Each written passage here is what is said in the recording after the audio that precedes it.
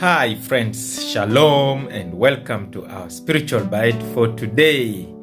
We are here today reflecting on the book of Genesis, but also on the gospel according to Matthew, the gospel in which Jesus heals a paralytic because of the faith of his friends. And what was the faith of these friends? This faith was based on the gospels.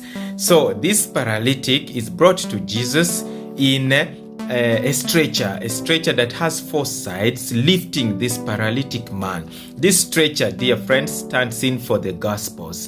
The four gospels that Jesus handed down to us on the basis of faith. We received them and they lift us up to God.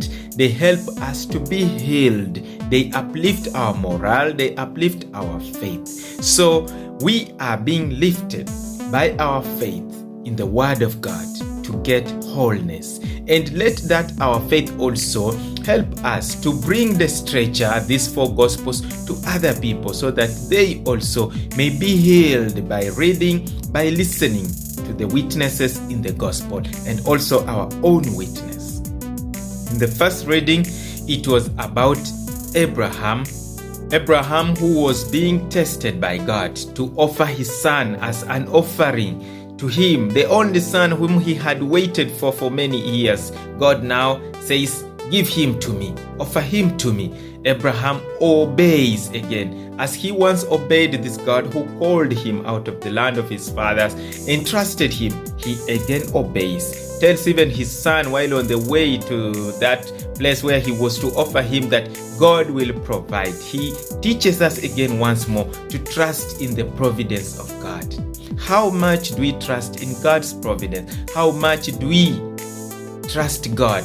How much do we give ourselves, give totally everything that God has given us to Him who has the power to save us, to Him who has the power to reward us?